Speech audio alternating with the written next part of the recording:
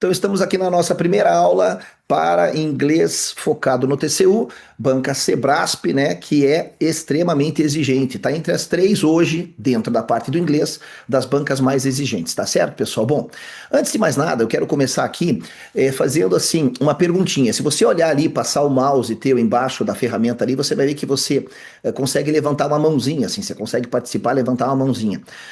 Tirando o Ângelo, que já conhece a minha aula, mais alguém aqui já conhece, já teve aula comigo, conhece o meu trabalho? Ou a maior parte do pessoal aqui é novo? Né? Porque eu acredito que a maior parte do pessoal seja novo. Né? Então vamos partir desse pressuposto? Vamos partir? Então tá bom, olha só. Primeira coisa, tá? Que eu quero começar aqui conversando com vocês, antes até mesmo desse macetinho aqui da garota bonita. Vamos deixar isso aqui um pouquinho de lado agora. E olha só, se eu colocar aqui para vocês a palavra milk, tá? Fala comigo lá no chat. O que que você acha que é milk? Se eu colocar aqui a palavra school, escreve para mim lá no chat. O que que você acha que é milk? O que que você acha que é school? Né? O que que vocês acham que é isso aqui? Põe para mim lá. Porque eu já vou começar erguendo a régua já de cara. Alguém tem alguma ideia do que sejam essas palavrinhas? Pode escrever, tá, gente? Participa aí que é muito legal, tá? Vamos lá? Leite e escola, beleza. É a resposta que eu espero de vocês. Substantivos, beleza, também bem legal, tá? Tá bom, e se eu disser para vocês que não é? E se eu disser para vocês que não é? E claro, aqui eu não tô de pegadinha, de brincadeirinha, porque eu preciso dizer a que vim, né? Ó, eu já sentindo calor, gente, meu Deus. Eu sou aqui de Curitiba, a gente tá agora com 13 graus, mas eu tô com calor, eu sou assim bem encalorado. Pessoal, deixa eu dizer uma coisa para vocês. O que que é casa? No português mesmo. O que que é casa? Se você pensou, substantivo feminino singular que indica moradia, você errou. Por quê? Porque na verdade, opa, gente, o que que tá escrito ali? Ah, tá, perdi, olha lá. Se você disser que é um substantivo indicando moradia, você errou porque eu não te dei o contexto. O português já tem muito essa dinâmica em que uma mesma palavra ela tem várias funções gramaticais e, portanto, vários usos. Então, pode ser que casa seja substantivo feminino singular indicando moradia, mas casa também é verbo. Casa também é verbo. Inclusive, se escreve e se fala do mesmo jeito, portanto, homógrafo e homófono, né? Ou seja, se eu digo assim, o Pedro e a Ana estão juntos há tanto tempo, quem sabe agora ele não casa com ela. É verbo. Então, tu não pode me dar o significado de uma palavra se você não viu como é que eu estou utilizando ela. Pode ser que milk seja leite, pode ser que, se você disser I drink milk todos os dias. Todos os dias, every day. Every day se escreve junto ou separado? Pois é, a jornada é longa e eu vou deixar vocês ultra preparados.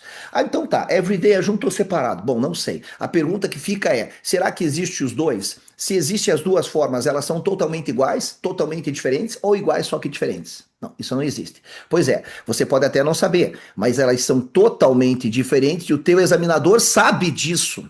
Cara, quando eu abri uma escola em 2020, não, 2017, que a pandemia fechou em 2020, eu fiquei com todas as dívidas. Tá, o que que acontece? Eu tentei contratar professor, contratei. É muito difícil achar professor bom.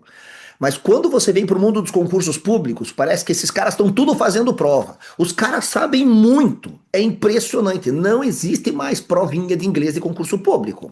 Deixa o teu concorrente achar isso. Veja, everyday junto e everyday separado são totalmente diferentes. Não vou entrar nesse mérito agora, mas a gente vai explicar isso para você. Pode deixar anotado.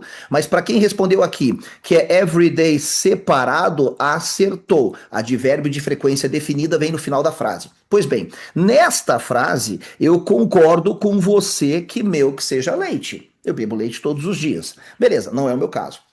Agora veja, como é que eu digo em português, tirar leite da vaca? Escreve para mim no chat. Como é que eu digo em português? Qual é o verbo tirar leite da vaca em português? Meu Deus, até em português é difícil, né? Como é que é tirar leite da vaca? Meu Deus. Alguém lembra? Vamos lá, os mais caipira, que nem eu. Ordenhar, perfeito. Ordenhar, já é difícil no português. Imagina então ordenhar no inglês. Tá aqui, ó. É verbo. Milk é verbo. Se você mora na fazenda, você acorda cedo e você diz: eu tenho que ordenhar a vaca. Eu tenho que. I have to milk the cow. Veja que nessa frase não faz sentido você traduzir eu tenho que leite a vaca. Então milk não é leite.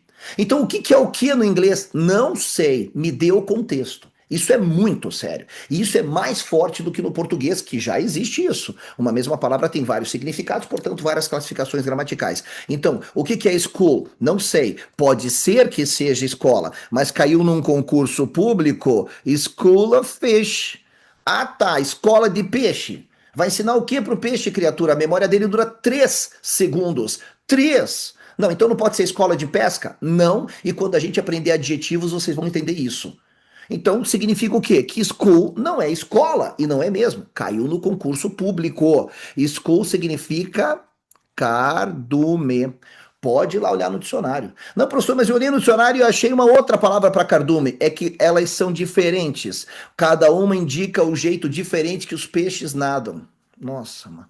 Como assim? Pois é, não vamos nem entrar no mérito, tá? Existe umas frescuras assim no inglês. Show é diferente de school, mas os dois têm a tradução de cardume. Agora faz sentido, cardume de peixes. Então o que que é o que no inglês? Não sei. Dentro dessa dinâmica, eu vou ensinar vocês a parar com essa mania de tradução ao pé da letra e começar a deduzir vocabulário a partir do contexto.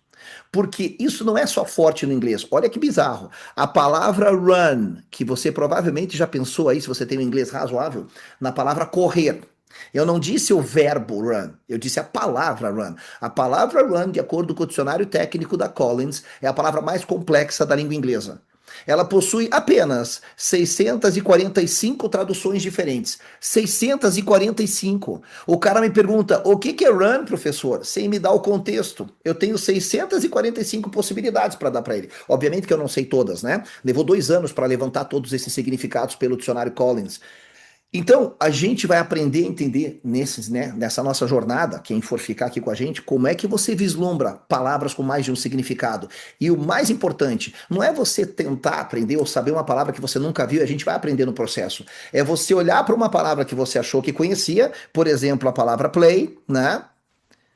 E você tem que aprender um significado que não tem nada a ver com o que você já sabe, porque quem olha para play pensa em brincar, jogar, tocar. Alguns sabem que também é substantivo peça de teatro. Não é isso que cai nos concursos. Não é. Não vai cair brincar, jogar, tocar. Vai cair o quê? Desempenhar. A expressão play the role, você já pode anotar aí, colocar num post-it para pôr do lado do espelho do banheiro, porque é a que mais cai. E significa o quê? Desempenhar, deixa eu escrever bonito aqui, porque eu quero escrever na velocidade que eu penso e não dá certo, né? Ó, o papel, desempenhar o papel. Role, papel, no sentido de função. E ó, vou dizer uma coisa para vocês: a aula de hoje, que é curta, vai ser carregada de significados, carregada, tá? De informações. Não se preocupe, o Ângelo não me deixa mentir, ele já tá comigo nessa jornada. Eu sou um chato, eu repito tudo sempre, tudo. Eu não parto do pressuposto que você tem que aprender a primeira vez que você é exposto ao conteúdo. Eu repito tudo sempre. É impossível você acompanhar as aulas comigo e não enriquecer vocabulário. É impossível, porque eu sou um chato. Eu repito tudo. Vamos lá, queridos. Macete da garota bonita para quem não me conhece. Eu ouço às vezes o pessoal dizer assim: ah, professor, eu não gosto de inglês porque é tudo ao contrário. Gente, não é tudo ao contrário. Aliás, a dinâmica da estrutura básica da língua, quando eu falo em sintaxe, a dinâmica do inglês é parecida com o português, que é o quê? Sujeito, verbo e complemento. Sujeito, verbo e complemento. No inglês, eu tô falando de estrutura básica, tá? Também é assim. No inglês também é assim. Mas, o que que é o tal do macete da garota bonita, que foi uma das grandes sacadas da minha carreira? No português, quando a gente diz garota bonita, né? O adjetivo vem depois do substantivo ao qual pertence, concordando com o mesmo. É a tal da concordância, que é o que torna o português uma língua bem difícil. Tudo tem que combinar com tudo. Artigo com substantivo, com verbo, com conjugação, com tudo, né? No inglês, como é que eu digo garota bonita? Eu criei esse macete justamente porque todo mundo sabe dizer garota bonita, né? É beautiful girl, certo? Então tá, aí você fala: não, mas ficou esquisito, por que que bonita veio antes? Então eu criei um macetinho para você nunca mais se atrapalhar. Nós vamos usar ele na aula de hoje, que diz o seguinte: olha só que interessante. Aqui eu tô falando de garota, o que vem na frente indica que tipo de garota é. Então eu traduzo de lá para cá, garota bonita. Tá, mas isso aí você já sabia. Pois é, eu criei o macete com base em algo que você já sabe. Agora vem a sacada do macetinho da garota bonita. Qualquer palavra. E qualquer é o mesmo que dizer todas. Aliás, nas provas de inglês eles adoram palavras extremas, tá? Palavras como tudo, nada, sempre, nunca, todo mundo, ninguém, só, somente, qualquer. Nós vamos trabalhar isso. Relaxa, tá? É muita informação, nós vamos trabalhar. Palavras extremas normalmente deixam o item errado na Sebrasp, tá?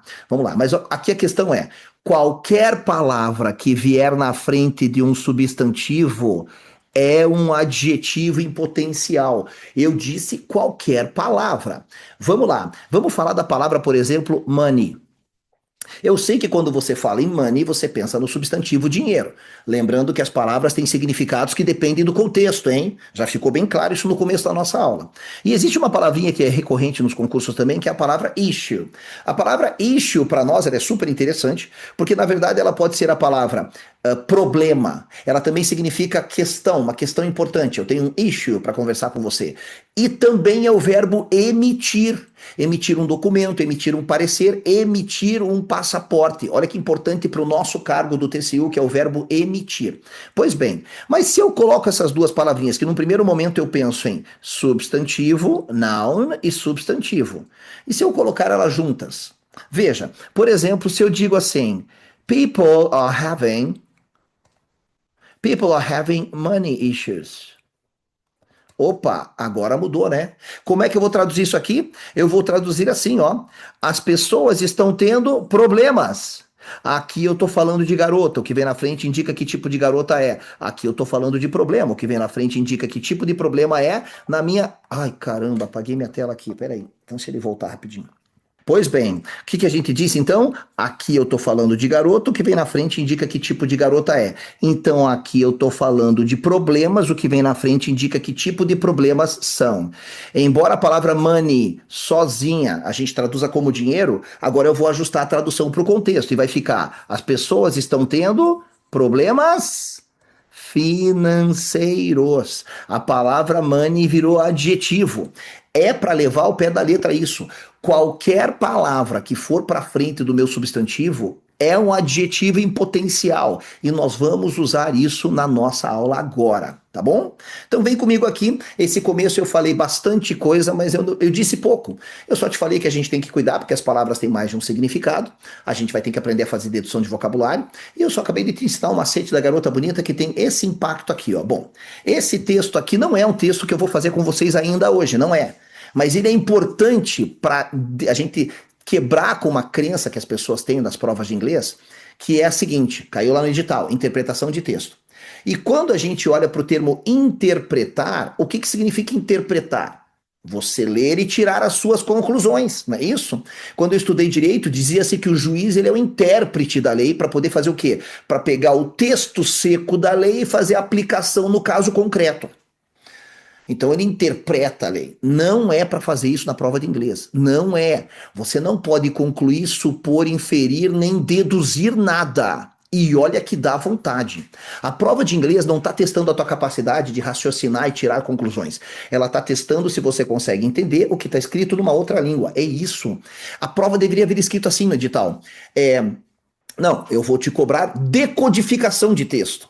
Porque não é para você interpretar. Gente, quando você interpreta, você atribui significado. É ou não é? Hoje o que a gente mais vive na sociedade de hoje, com tudo que está polarizado e parece que a sociedade está em decadência, é as pessoas atribuindo significado. Não, para mim tal palavra significa tal coisa. Não tem para você, não tem para mim, tem para prova. Então veja o que eu vou te explicar aqui. Não é para você tirar conclusão no texto. Então o que é interpretar de acordo com o edital? Na dinâmica de inglês, tá? Leia esse texto comigo, que eu não vou entrar nas minúcias dele, porque eu vou corrigir um texto com vocês, mas eu quero te ensinar o que é interpretar. A gente primeiro vai ler ele na íntegra, depois eu vou traduzir. Sempre o trabalho da minha mentoria ele é minucioso. Você pode não saber nada de inglês, sair do zero, você vai chegar num nível muito alto, tá? Por simples consistência, hein? É consistência, não estou oferecendo milagre nenhum, só estou oferecendo trabalho sério. Vamos lá. Eu vou ler o texto, vou traduzir aplicando o macete da garota bonita e já considerando que as palavras podem ter outras traduções, então vou traduzir de acordo com o contexto e aí eu vou te ensinar como não cair em cilada na Sebrasp. Vem comigo. The Outless Band-Aid. Primeiro eu vou ler tudo, tá? Finally, a band-aid that won't rip off your skin and provoke a hearty ouch when pulled off. Dr. Stephen Kuntz of Johnson & Johnson and his team have, in fact, created a liquid version of the traditional bandage that stays on hard-to-cover areas, yet won't come off when you're in the shower. The product, available in the United States since last year, costs $7.99 and consists of a bottle with 40 drops of liquid bandage and 10 applicators. Drops of liquid bandage are placed on an applicator swab, which is then rubbed over a dry wound. A chemical reaction causes a clear yet hard film to form in just a minute. As the wound heals, the bandage just fades away. For more information, visit www.blá. Olha o que ele disse aqui e agora você já sabe que toda vez que eu for um pouquinho para frente e voltar, eu estou indo buscar o substantivo e voltar lendo o adjetivo de acordo com o macete da garota bonita. Lembrando que qualquer palavra é um adjetivo em potencial.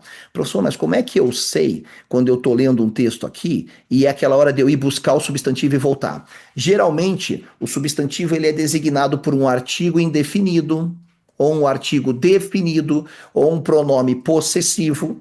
Vai ficar muito claro e dinâmico na nossa caminhada. Como a gente tem tempo para trabalhar, muitas coisas que hoje você fala assim, cara, eu não saberia isso, eu não saberia isso. Relaxa e confia no processo. Eu faço isso há 25 anos, tá? Eu tirei muita gente do zero para gabaritar Sebrasp, prova de inglês. A última que me emocionou muito, prova de 2021 da Polícia Rodoviária Federal, uma mulher chamada Sônia, um pouco mais de idade já.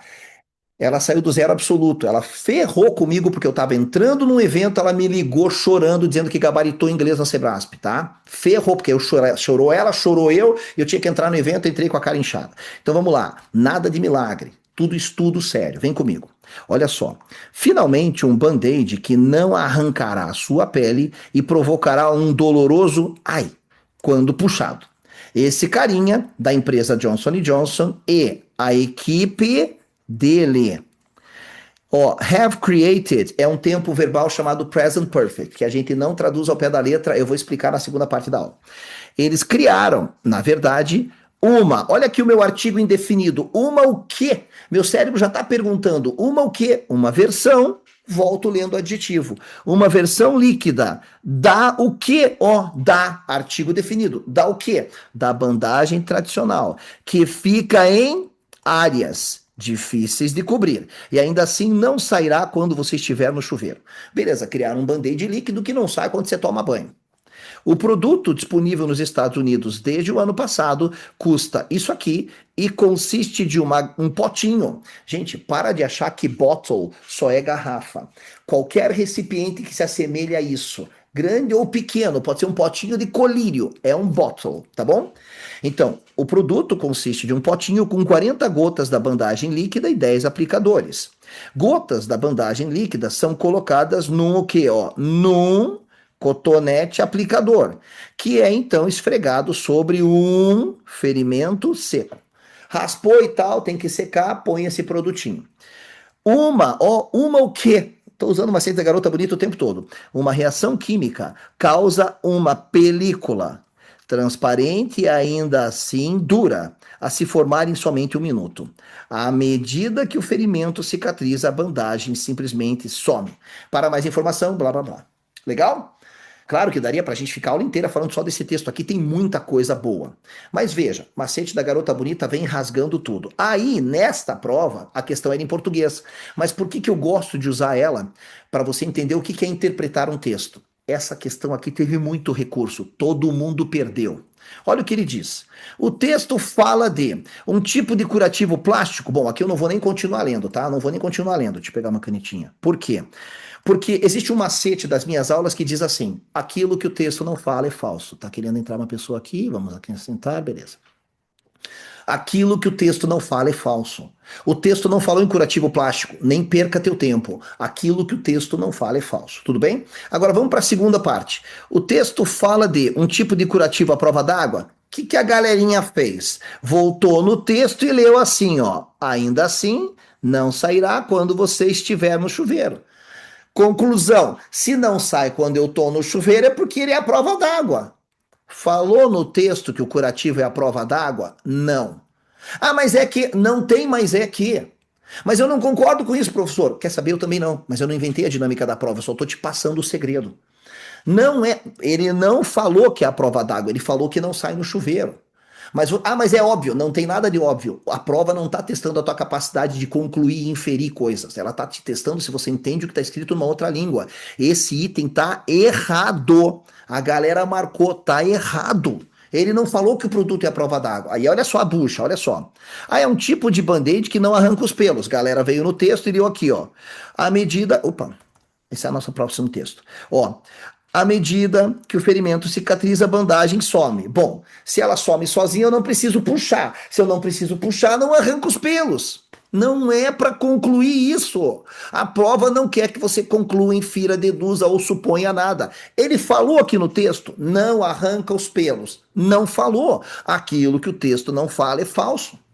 Então essa prova aqui é muito legal para te mostrar essa dinâmica. É um tipo de curativo que some à medida que o ferimento cicatriza. Olha lá, à medida que o ferimento cicatriza, a bandagem simplesmente some. Isso ele falou. Galera entrou com recurso alegando que tinha 3 corretas e todo mundo tomou pau, só tem uma correta.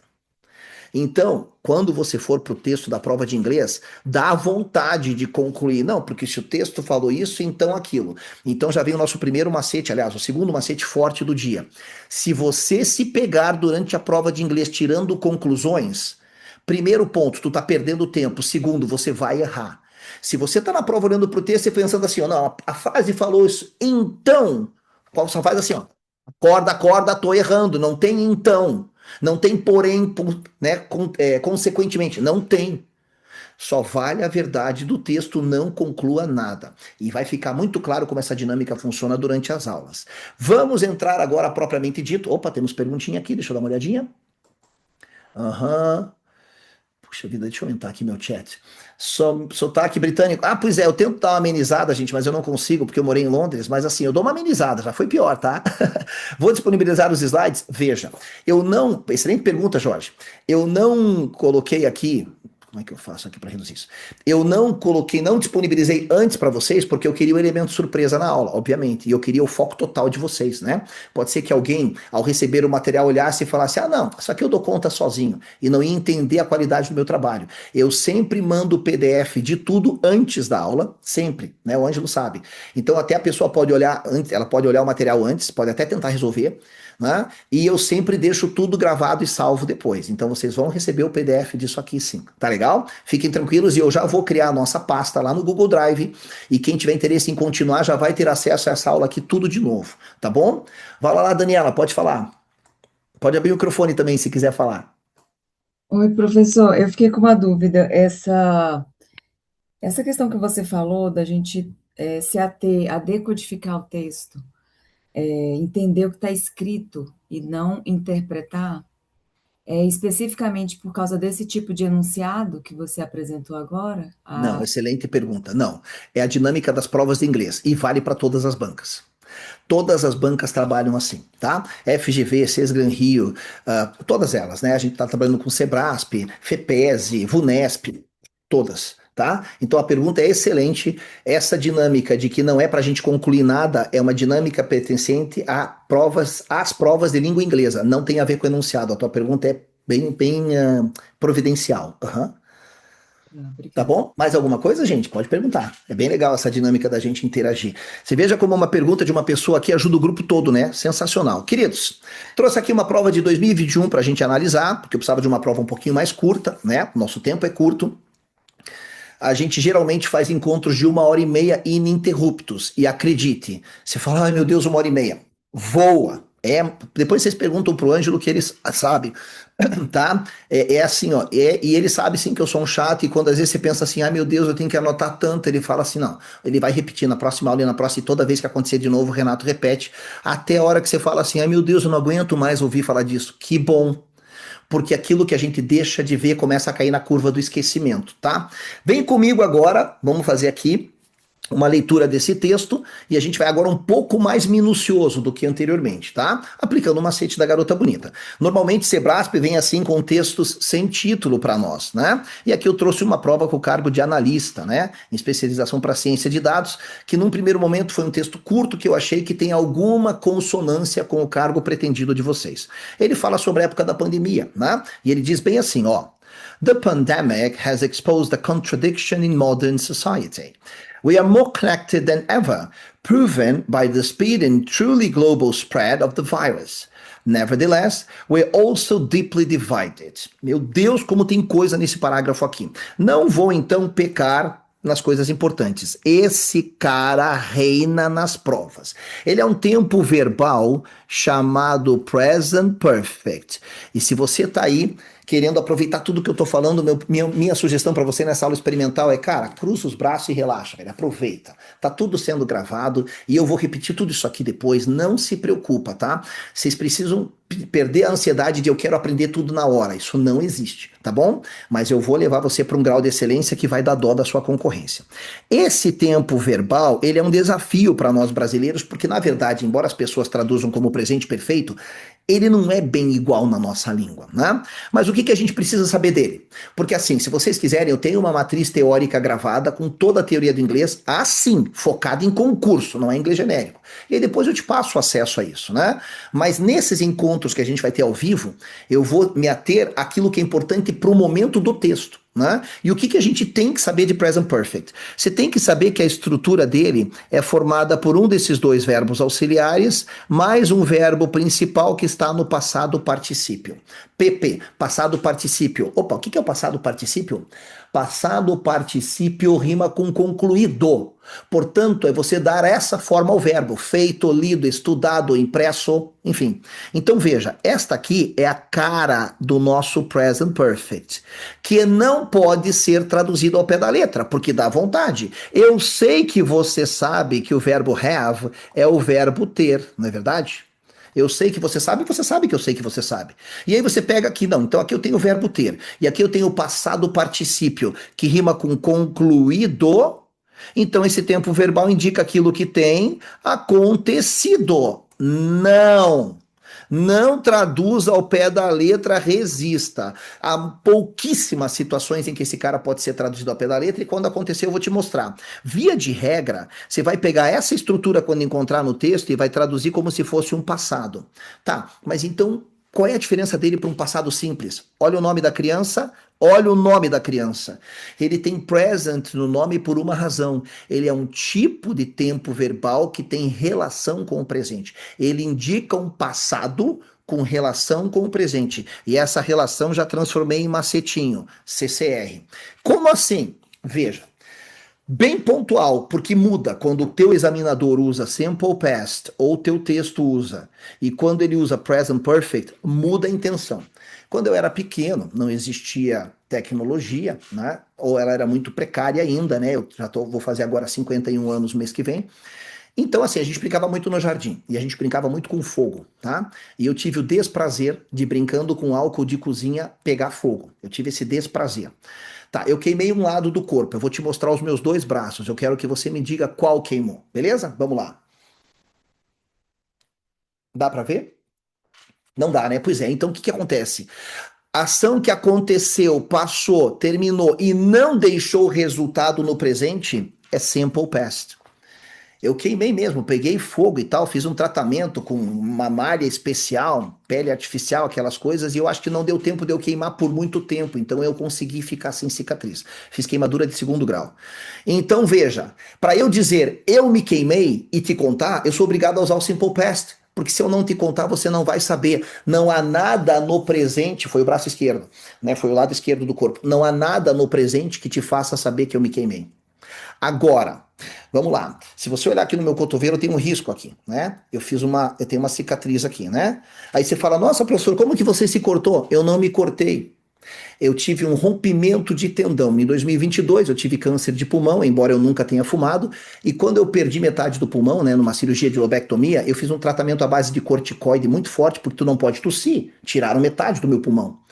E aí eu não sabia que corticoide resseca tendão. 2 meses depois eu tava na academia, mano. Que se dane, comigo não tem mimimi. E aí meu tendão tava ressecado, eu tava fazendo uma rosca direta, pá, estourou meu tendão. Então essa cicatriz é para eu reconectar.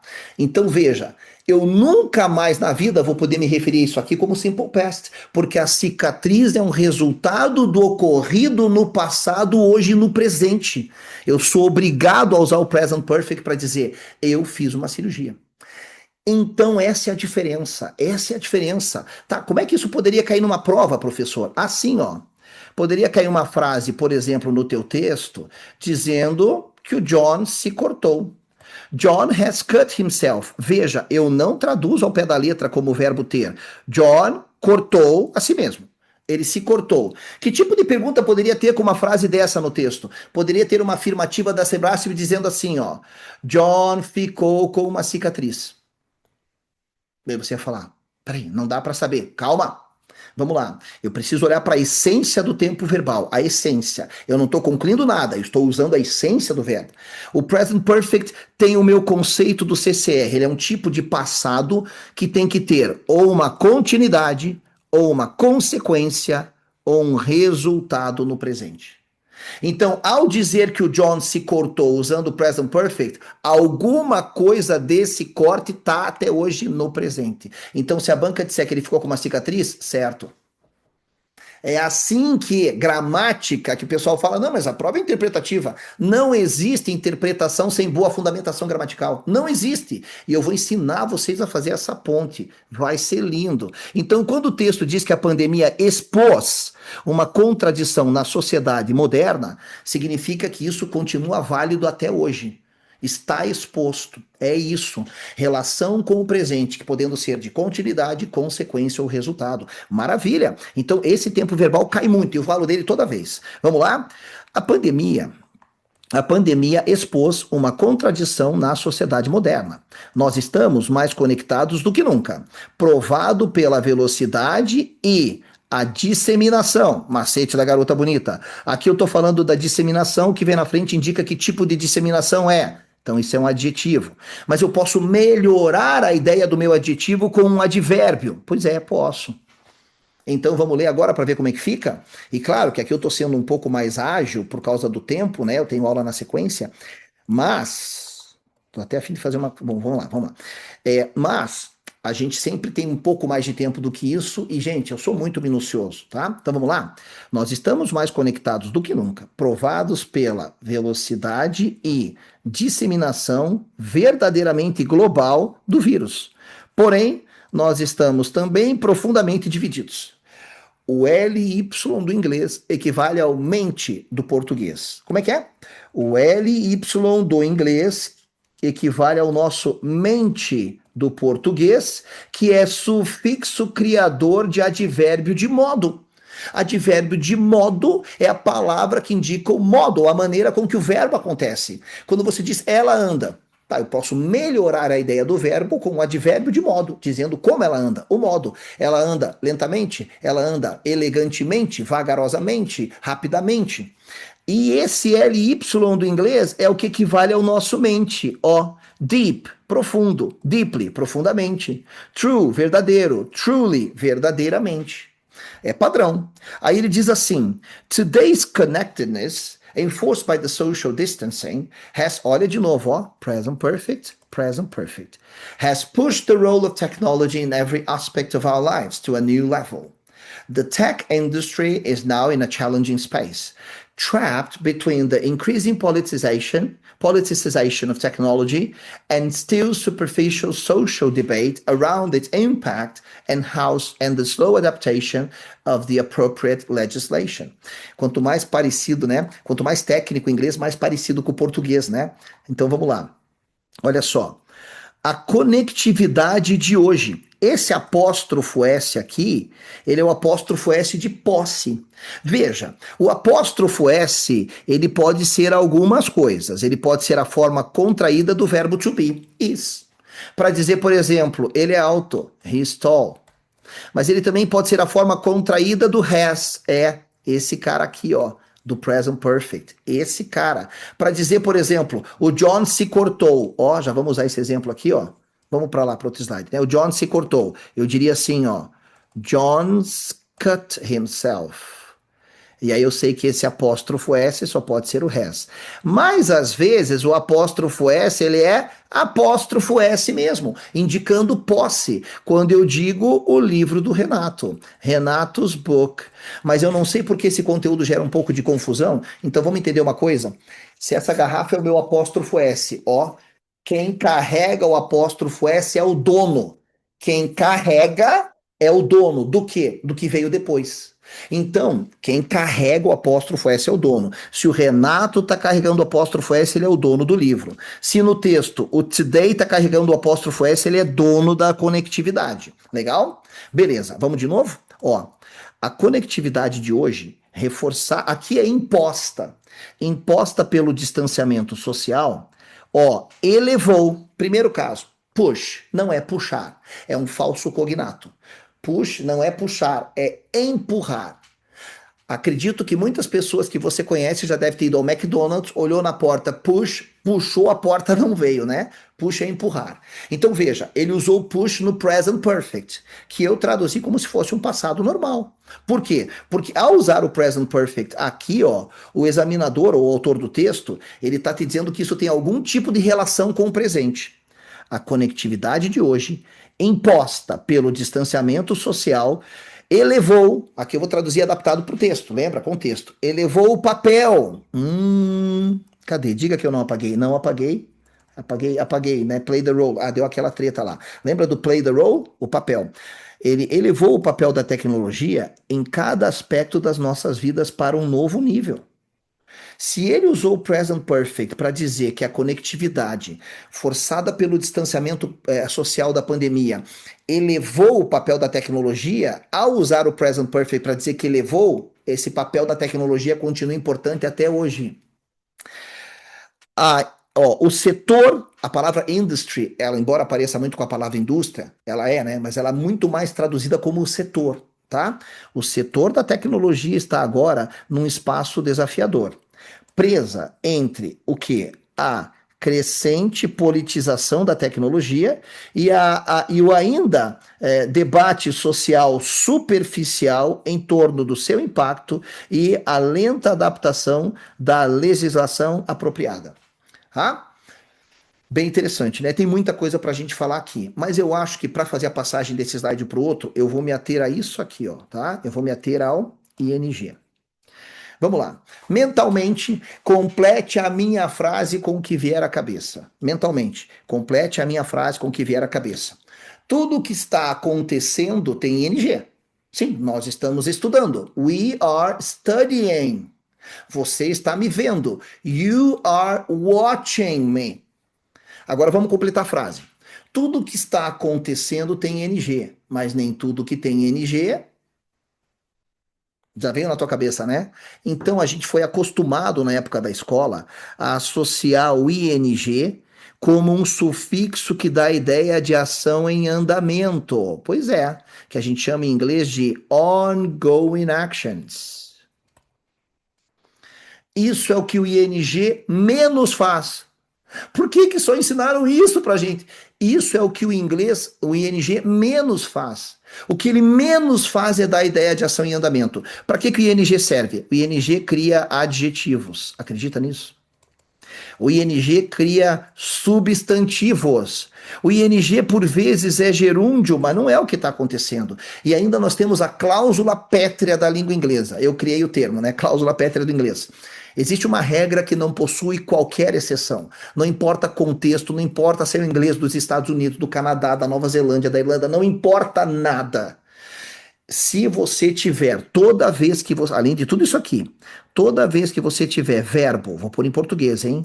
Após preposição, você é obrigado a acrescentar o ing. No texto isso já vem pronto.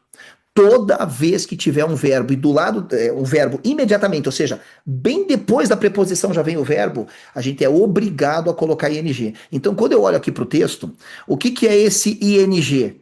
Eu estou adjetivando o termo, ó, a politização crescente. Então, peraí, essa é uma das palavras que mais cai em prova, tá? A palavra increase Se eu tivesse que fazer uma lista das 10 palavras mais recorrentes em textos de inglês, essa estaria entre as 10 mais.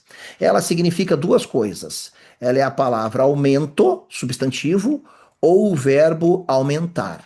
Pois bem, mas eu posso mexer com ela, eu posso colocar ela numa outra classe gramatical. Então eu venho aqui, ó, e pego o verbo increase e acrescento ing.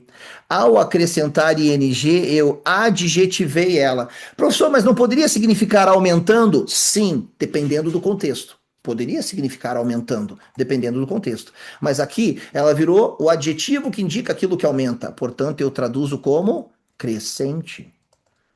E aí eu posso fazer o quê? Um adjetivo. Olha como uma coisa está amarrada na outra. Um adjetivo. Diz para mim que eu não apaguei. Eu apaguei, mas eu sou muito burro, né? Olha só, lembra que eu falei do LY? Eu acabei de te falar. Cadê o outro LY? Aqui, ó. Que adjetivos geram advérbios de modo que o LY, na verdade, né? O LY é a maneira com que eu crio um advérbio a partir de um adjetivo. Então, olha só, criei um adjetivo com ing. Agora eu quero transformar ele num advérbio. Tudo bem. É só pegar ele aqui, ó, e pôr o quê? LY. Cai demais essa palavra. Tá, então se increasing é algo crescente, o que que é increasingly? É algo que acontece de modo crescente. Eu sempre costumo traduzir assim, é cada vez mais. Quando essa palavrinha cai, ela tem esse sentido de cada vez mais. Então, olha quanta coisa importante, né? Eu precisava destacar essa questão do ING, porque é muito comum alunos que chegam para mim com esse vício. Ah, o ING é acontecendo. Na maior parte dos INGs do texto, ele nem verbo é. Vai por mim. E a gente vai terminar aqui, ó. Vamos dar uma aceleradinha? Vamos dar uma aceleradinha? Meu Deus, esse tempo. Eu vou passar um pouco das 9h30, tá? Mas assim, eu não gosto de ser medíocre. Eu vou passar um pouquinho. Vamos lá. Right now, the industry needs to enable and push forward this ethical debate, recognizing its responsibility in this historical moment. The first step is to end the myth of tech neutrality. We need to acknowledge that technology is caught between private economic interests and its social value. Some tech business models, for example, prioritize commodification of data, que o americano pronuncia data, tá? Or advertising revenue over the social value of their services, the sharing of knowledge, connecting people, etc. Tá? Então, olha só. Olha aqui, ó, por exemplo, tá? Esse connecting não é conectando, é substantivo, a conexão.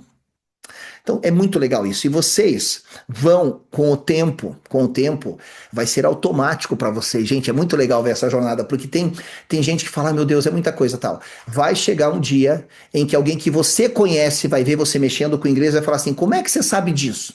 Vai chegar, deixa para mim. Ele fala, right now, que quer dizer agora, nesse momento, o setor precisa o quê? Capacitar e push forward, no sentido de impulsionar. Ó, aqui o push, que não é puxar, né? Aqui o push era no sentido de elevar, né? Mas agora aqui, forward, push forward, que tem a ver com adiante, então eu vou dizer como impulsionar, legal? Então olha só como a gente faz a tradução de acordo com o contexto. Agora, o setor precisa capacitar e impulsionar este debate ético, reconhecer a sua responsabilidade neste momento histórico. O primeiro passo é acabar com o mito da neutralidade tecnológica, né? Por assim dizer, que a tecnologia ela é neutra, né? Nós precisamos reconhecer que a tecnologia está presa entre o que? Os interesses econômicos privados e o seu valor social. O seu valor social de quem? Pergunta clássica da Sebrasp. Ah, na frase tananã, o it's se refere a quê? Toda vez que eu tiver uma perguntinha do tipo, na frase tal, a palavra tal se refere a quê? Você vai lembrar que normalmente, quase sempre se refere ao que veio antes. Perguntinhas do tipo, a palavra tal, da frase tal, se refere a quê? Olhe para o que veio antes. E para saber a que se refere, você olha para o que veio antes e se apoia no verbo. Então vamos lá. Vou ler essa frase de novo porque isso aqui cai muito, tá? Ele quer saber a que se refere o it's. Bom, primeira coisa que eu tô vendo é que aquele it's ali de cima não tem apóstrofo. Isso aqui é a forma contraída do verbo to be. It is, que significa é ou está. Isso é pronome possessivo, seu, sua. Então ele disse aqui, ó, vamos de novo, porque eu preciso ler a frase.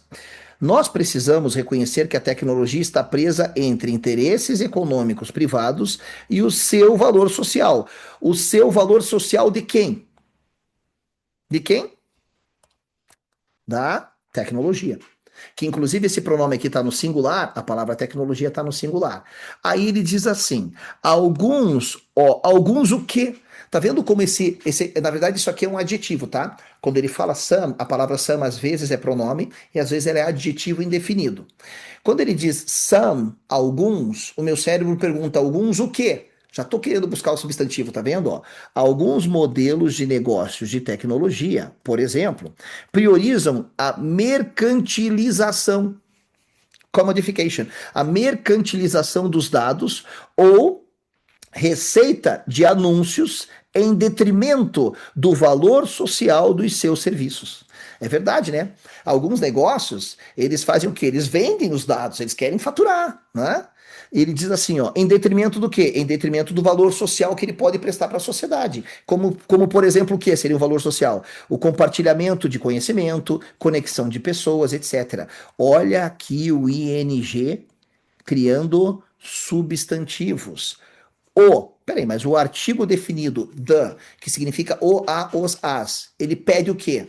Todo artigo pede um substantivo, gente. Todo artigo, tem muita coisa que eu falo aqui que vai servir para português, tá?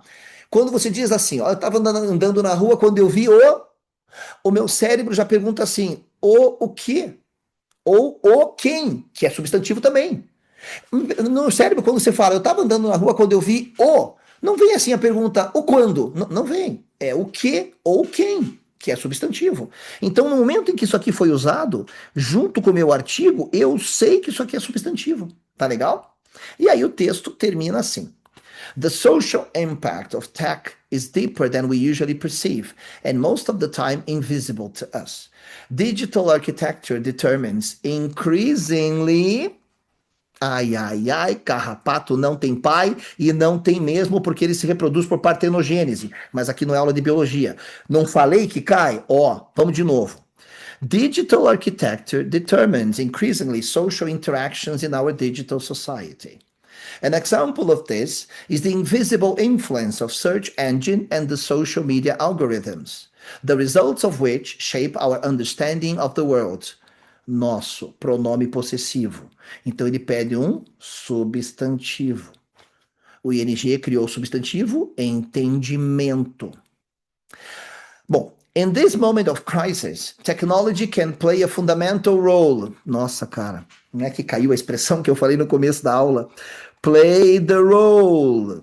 Desempenhar o papel. Desempenha um papel fundamental. Vamos ler de novo essa frase que está lindo demais. Meu Deus, como eu adoro acertar. In this moment of crisis, technology can play a fundamental role in overcoming the economic recession and reducing the systemic injustices that have been exposed. Bom, eu queria falar muito mais do que eu tenho tempo aqui, porque assim, é muita informação legal, mas a gente vai ter tempo para isso, tá? O impacto social da tecnologia é mais profundo do que nós geralmente percebemos. O impacto é mais profundo do que a gente percebe. E, na maior parte do tempo, invisível a nós. O impacto é mais importante do que a gente percebe e é invisível. A arquitetura digital determina cada vez mais interações sociais na nossa sociedade digital. Um exemplo disso que, se ele perguntar a que se refere o pronome this, disso aqui, que a arquitetura digital determina cada vez mais isso aqui. Tá legal? É isso que se refere o pronome this, tá? Esse cara aqui. Opa, cadê minha canetinha? Vamos, querido. Aí. Não, não é essa. Aí, this, tá? Um exemplo disso é a influência invisível dos mecanismos de busca e dos algoritmos das redes sociais, os resultados dos quais moldam nosso entendimento do mundo. Nesse momento de crise, a tecnologia pode, olha só o verbo modal, pode desempenhar um papel fundamental em superar a recessão econômica e reduzir as injustiças sistêmicas que foram expostas. Present Perfect não se traduz ao pé da letra. E olha que interessante como realmente a maior parte dos INGs do texto não é o que está acontecendo. Não é. Legal. Professor, é muita informação, é muita coisa. É muita coisa porque é agora, né? O que consiste você estudar para concurso público? Você começar a entrar em contato com aquilo que você não sabia. Quando eu fui estudar direito, eu achei que eu não sabia português, porque eram tantos termos técnicos da área que eu falei, meu Deus, cara, sabe assim, subestabelecimento, né? O que é você fazer? Por exemplo, eu adorava direito penal, crime de abigeato. Eu falava abigeato, cara, isso é português, né? Que é um crime de roubo de gado. Então, assim, cara, a mesma coisa com o inglês. Você está entrando em contato com um mundo novo que vai deixar de ser novo para você. Só que isso só acontece se você se coloca em contato com isso, tá legal? Vamos entender a dinâmica de resolução de provas do Sebrasp. Eu falo da Sebrasp, mas Sebrasp é centro, né? Então é do Sebrasp. Vamos lá. Concerning the ideas stated in the text and the words used in it, judge the following items. Esse é o enunciado mais clássico do Sebrasp para dizer julgue os itens a seguir. E julgue os itens a seguir é certo ou errado, mas a gente já vai para a prova sabendo que é certo ou errado porque está previsto no edital, né? Beleza. Então o que ele está dizendo aqui, ó? No que se refere às ideias estabelecidas no texto e as palavras usadas nele. Nele quem? Ou seja, ele está me dizendo no enunciado que ele vai perguntar sobre ideias, portanto, informação, interpretação, ó, cuidado aí. E ele também vai perguntar sobre léxico, sobre termos, sobre uma partezinha ali da gramática, tá legal? Então, olha o que ele diz aqui no primeiro item. The word nevertheless introduces an idea of condition in the first paragraph. Bom, ele usou a palavra nevertheless aqui, né? Ó, tá. A única coisa que eu peço para os meus alunos decorarem, e eu vou disponibilizar para vocês as melhores listas, são as conjunções. Todo o resto você vai adquirir com o tempo comigo, vai enriquecer vocabulário, vai aprender estrutura, mas conjunção você tem que decorar, tem que decorar. E olha só como é que funciona, tá? Por quê? Porque não existe texto sem conjunção, primeiro ponto. Então, entender as conjunções corrobora para o melhor entendimento do texto. Não existe. E não existe texto bem redigido sem conjunção, vale para o português também. Mas todas as bancas, todas, 100% cobram conjunção. A Sebrasp ama. Você vai ter uma ou mais questões de conjunção na sua prova. Quem é amigo avisa? É. Então, assim, você tem que decorar. Só que qual que é o problema? As pessoas decoram e depois abandonam a lista. Não, tu vai olhar a conjunção toda semana, até a data da prova. Porque Deus o livre, você decorou elas, aí você fala, pronto, já sei, colocou na gaveta. Aquilo que a gente não vê de novo, a gente esquece. Né? Então veja, o que é nevertheless? Não dá para quebrar essa palavra, não dá para quebrar em never, nem the, nem less. Ela é exatamente a mesma coisa que however, conjunção adversativa, que indica contraste forte. Conjunção adversativa indica contraste forte, tá legal? Então veja, ele está dizendo aqui que naquela frase eu posso trocar o nevertheless, que significa porém, por uma que na verdade que a palavra nevertheless apresenta uma ideia de condição. Condição é se chover não irei à praia. Não, essa frase aqui, essa palavra indica contraste. Essa é uma questão fácil. Só é difícil se você não souber o que é nevertheless. Tu não pode perder questão de conjunção por não saber o que ela significa.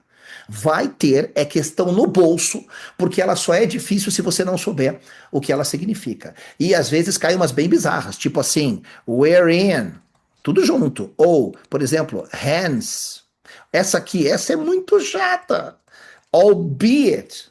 Porque todo mundo já ouviu falar de but, mas nem todo mundo ouviu falar de albeit, tá? Então muito cuidado com isso. Então essa daqui tá errada, tá certo? A gente também vai falar muito sobre condição, né? Porque o se indica condição, né? Se chover, não irei à praia. Mas há várias outras maneiras de indicar condição. E a que mais cai, que ele exige que você saiba que o if pode ser trocado por unless, que significa a menos que. Porém, o a menos que tem um uso específico, né? Por exemplo, se chover, não irei à praia. Tá bom. Se chover, fácil de imaginar essa situação. Não irei à praia. Uhum. Porque essa confusão que eu vou te criar agora, ela é cobrada no inglês, ela acontece no inglês também. A menos que. Se eu tiver que dar essa ideia sem o if, a ideia da frase, se chover, não irei à praia.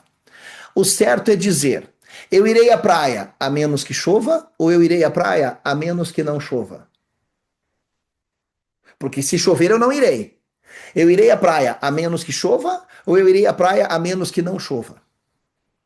Pois é, olha que estranho, né? Então já vai um macete novo para vocês também. O a menos que é exatamente igual ao a não ser que.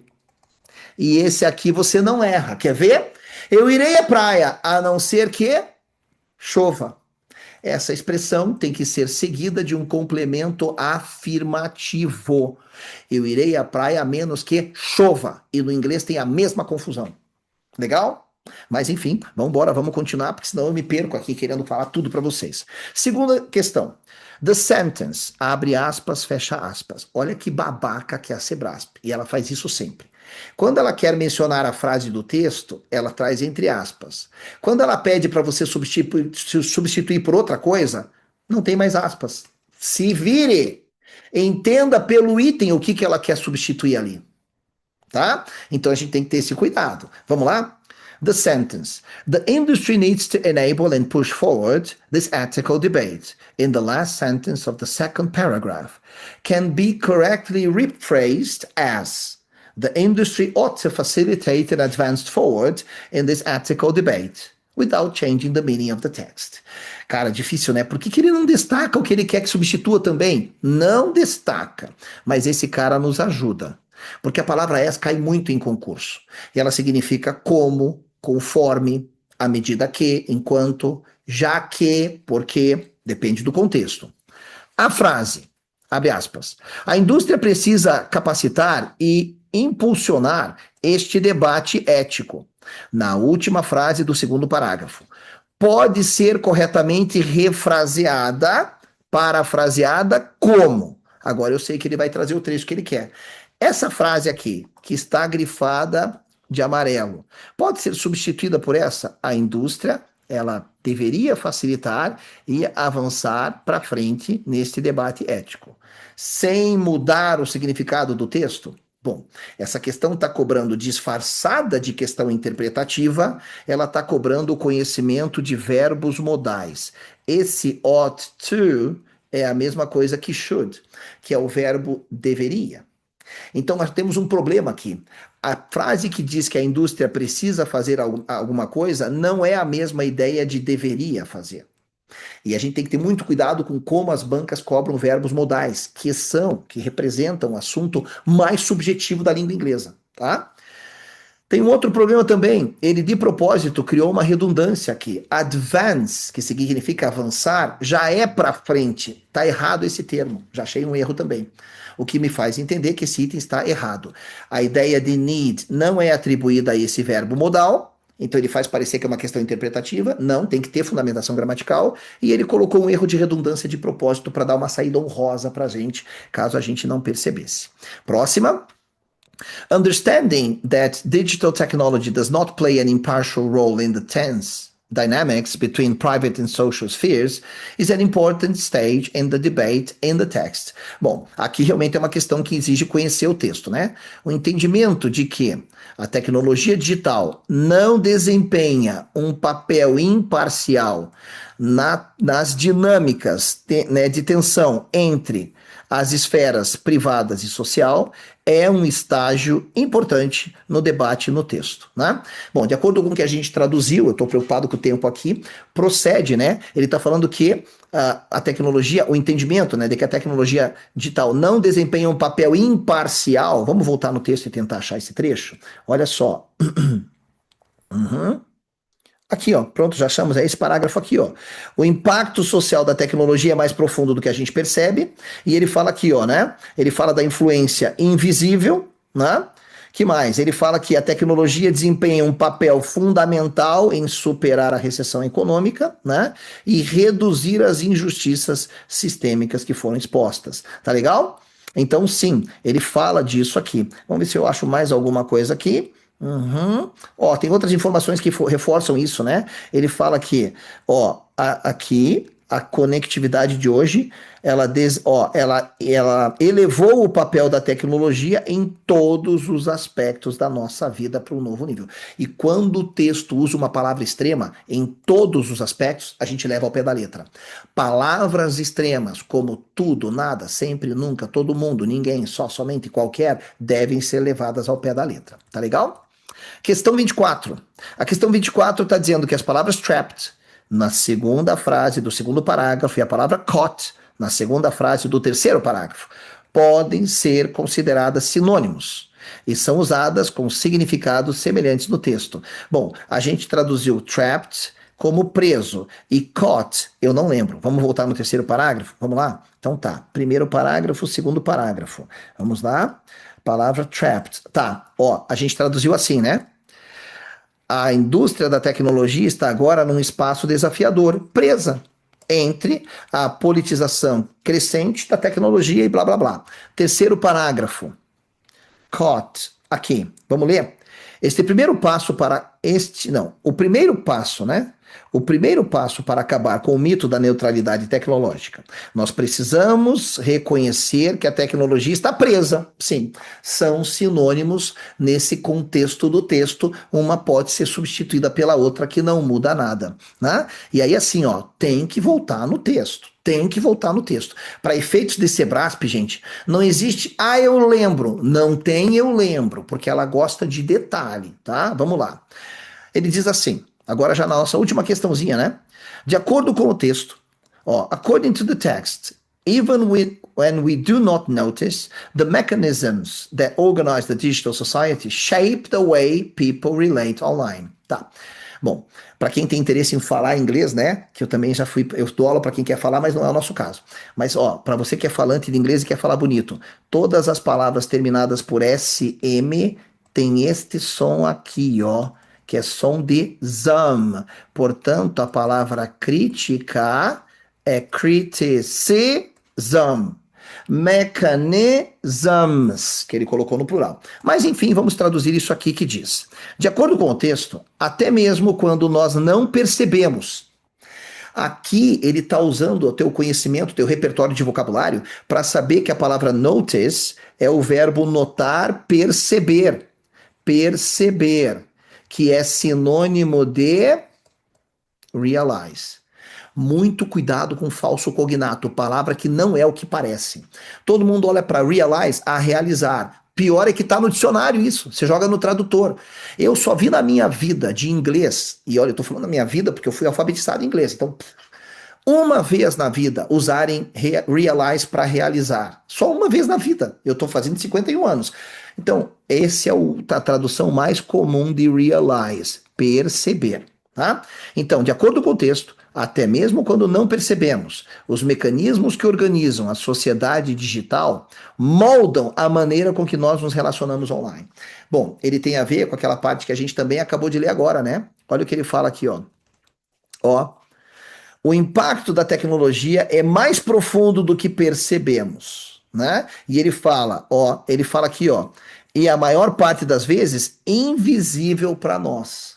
Então a gente não percebe, é invisível, e essa arquitetura digital determina cada vez mais as nossas interações sociais. Nossas interações sociais é como a gente se relaciona. Esse item aqui, ele não está querendo que a gente deduza nada. Esse item está dizendo a mesma coisa com o que está no texto com outras palavras. Em nenhum momento nessa prova a gente concluiu, deduziu, inferiu ou supôs nada. Tá legal?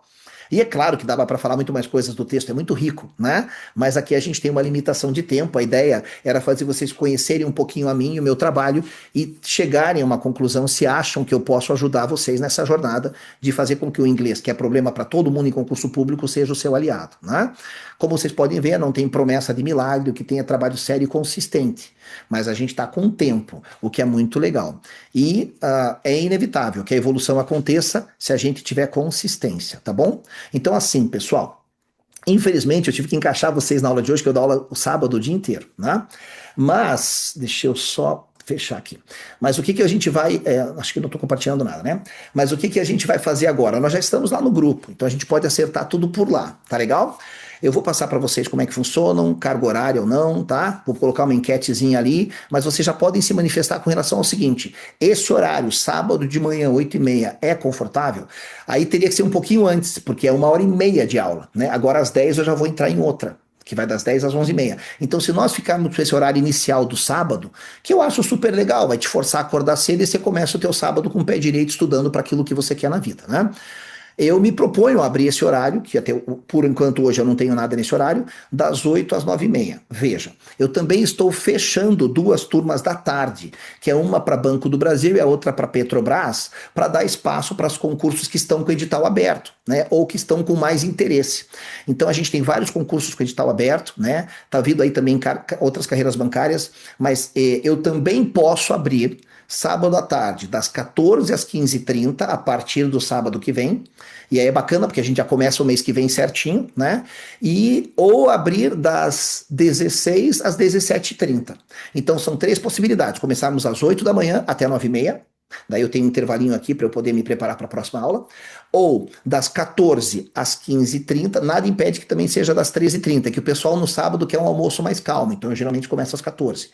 Ou das 16 às 17h30. Vocês já podem se manifestar nesse sentido, beleza? Pode falar, Ju, pode falar, Juliana. Diga lá. Só se tiver acabado esse assunto dos horários, que aí eu queria perguntar outra coisa, na verdade. Não, tá, eu só queria passar as possibilidades, pode perguntar. Tá. Eu gosto desse horário de sábado de manhã, tá? Só pra falar. Uhum, uhum. Mas eu queria entender como que você vai estruturar a nossa aula. Seria sempre resolvendo questões igual você fez assim? Pegaria uma prova ou uma coisa assim e a gente vai Exato. respondendo? Exato, funciona assim. Como a parte teórica, eu tenho ela gravada numa matriz teórica gravada, que adquire quem quer, por quê? Porque tem gente que tem uma boa fundamentação gramatical, mas lembrando que eu mostrei para vocês várias nuances de coisas que a gente não vê por aí, né? Eu não estou trazendo mais do mesmo, né? É inglês focado em concurso. Então eu tenho uma matriz extremamente objetiva, né? Que ela pode ser adquirida separadamente, acesso por 6 meses, ela é parcelável em 10 vezes, que seria uma combinação legal. Eu vou consumindo conteúdo teórico lá, que também tem PDF, tem exercícios de fixação, mas não são exercícios de concurso, são exercícios focados naquele tema daquela aula, para sedimentar aquele conhecimento. Tem resumos estratégicos, enfim, é bem completo. As aulas são extremamente objetivas, tá? Tem aula de 12 minutos. Tem aula de 20 minutos, 22, uma ou outra passa de meia hora, assim, mas a maior parte delas gira entre 12 e 22 minutos, tá? Então são muito focadas mesmo. E aí, à medida que o aluno vai consumindo aquilo do jeito que ele quer, nós fazemos encontros para meter a mão na massa. É pegar a teoria e aplicar na prática e ver como aquela teoria influencia na resolução. Então, a dinâmica dessas aulas ao vivo, eu escolho uma prova, eu passo ela para vocês com um dia de antecedência, para poder vocês, de repente, imprimirem um arquivo, né? E até alguns querem tentar resolver. E a gente se debruça sobre essa prova, porque eu gosto de trabalhar num pé de realidade daquilo que a Sebrasp tradicionalmente faz. Nós vamos corrigir tudo prova anterior. Né? Aí no meio da caminhada eu às vezes crio algum simulado, alguma coisa assim para vocês treinarem, né? E claro, como a gente vai estar nesse contato assim, é super personalizado, a gente pode mudar a dinâmica ou fazer alguma coisa que atenda vocês melhor, mas a princípio seria isso. A parte teórica, né, estuda ou compra quem quer e a gente vai se debruçar sobre a prova, cobrando aquilo que está voltado ali, para como a Sebrasp realmente cobra os conteúdos, desvendando o DNA dela mesmo, né? Mais alguma pergunta, gente? Mais alguma coisa? Hum? Bom, então assim, né, gente, daqui a pouquinho eu tenho que entrar numa outra aula, que também é Sebrasp, né? Eu até tinha falado pro Ângelo, de repente, vocês participarem daquela aula, mas, assim, para quem tá fazendo aquele curso, eles podem ficar assustados, achar que vocês são concorrência. Então eu preferi ter um momento só nosso aqui. Agora vocês têm meu contato pessoal, que é aquele do grupo do WhatsApp, tá legal? Espero ter, assim, mostrado um pouquinho do meu trabalho, né? Não dá para mostrar tudo, tá certo? E a gente vai se falando por lá para fechar matrícula e tudo que for, tudo por lá, tá bom, gente? Eu se pedir, se vocês quiserem, daí a gente vai fazer assim, eu vou montar uma lista de interessados, né? E eu vou pedir alguns dados pessoais porque eu emito nota fiscal de tudo. Eu sou bem chato, eu sou preto no branco mesmo, tá? Então quando eu pedir dados pessoais é por conta disso. Valeu, gente? Obrigado por me premiar com a presença de vocês no sábado de manhã. Eu fico à disposição para vocês. Valeu, gente? Tchau, bom final de semana e depois lá no grupo eu vou postar esse Obrigada. material aqui para vocês. Valeu? Tá certo. Tchau, gente. Bom final de Tchauzinho. semana. Valeu.